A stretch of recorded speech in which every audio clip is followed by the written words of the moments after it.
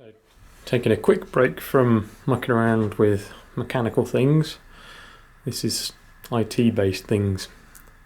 What we have here is the first edition of my home network server and its first evolution, even though they're two separate things.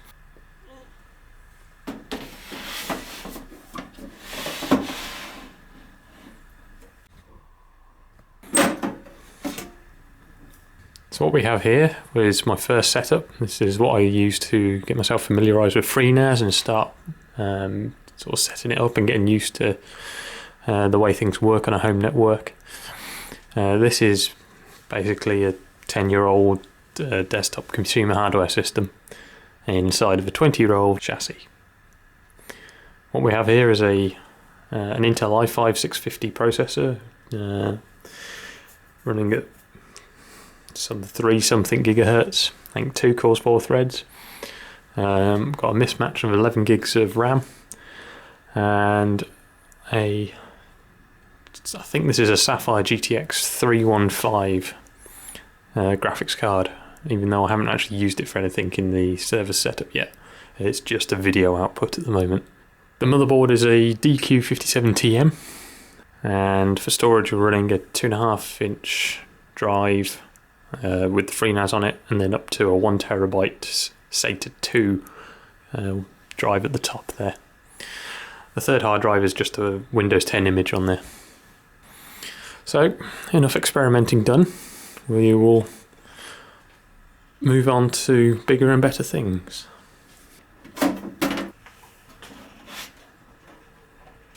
So then, ambitiously, this is my Dell PowerEdge R710 Gen 1. It was sold to me as a Gen 2, but after doing a bit of looking inside, it's a Gen 1. But that doesn't bother me, it's still a 10-year-old platform with some pretty decent hardware inside of it.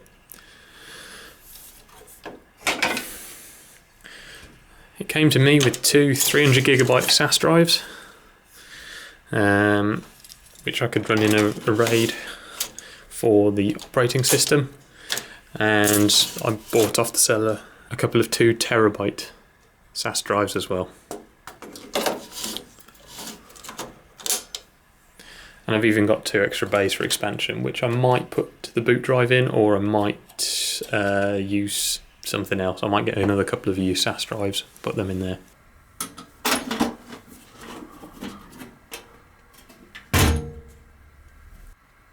So the inside is fairly tidy and fairly complete, and although it is looking alright from the outside, it has still got quite a bit of dust in it. So I think before I really set this up and get it deployed on my network, I'm going to take everything out and give it a good clean, because I can smell the previous owner's house in here.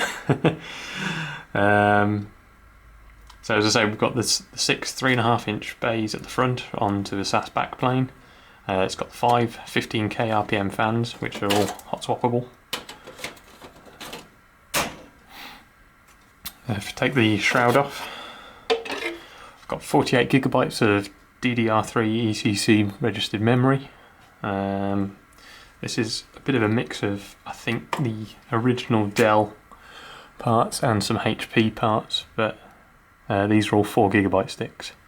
2 CPUs are Intel Xeon X5670s, I think with a 2.93 GHz base clock and turbo up to whatever.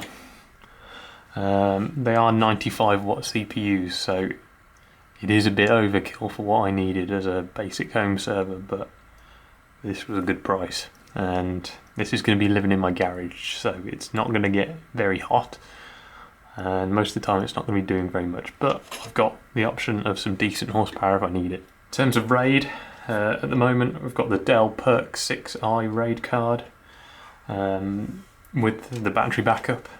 This is going to be coming out, as I say. I want to install Truenas on this, so I need a complete pass-through HBA. So I've got a Dell H200 card coming, which I'll flash into IT mode, and then I can get full pass-through from the motherboard to the drives. I could run Truenas with this card as is at the moment, just putting each individual drive into RAID 0 configuration in the card setup, but that's just adding more things in the way that I don't want to have to think about. And like I said, if I want to put some more drives in, I'd rather it just work first time after me plugging it in.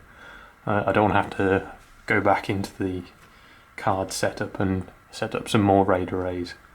Finally, on the back end, we've also got the Dell iDRAC6 Enterprise card. So I've got a new network switch for in the garage here, so I can have not just the 1 gigabit Ethernet link that I had, but I can have now 2. One dedicated to the iDRAC, one for the server, and then I'll probably have something else going on here in the future. Power supply, I've got a single hot swap 870 watt unit. It's probably going to be, again, quite a bit overkill, but this is just what it came with. I might swap it down to a pair of the 500 and something watt power supplies, because they seem to be quite cheap on the used market in the moment. But for now, this is what I've got.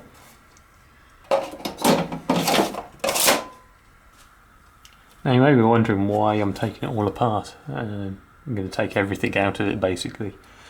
But there's 2 reasons why. They might seem a bit daft, but first one is there is quite a bit of nasty dust stuck in some places where if I was just going to blow it all out with an air gun, it probably wouldn't get to.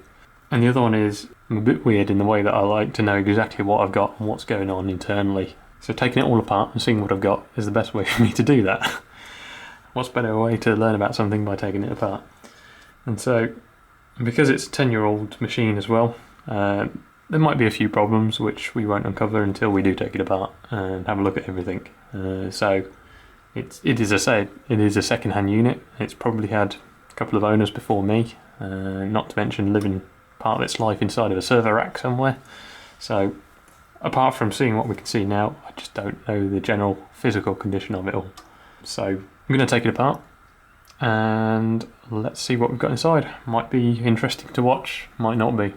So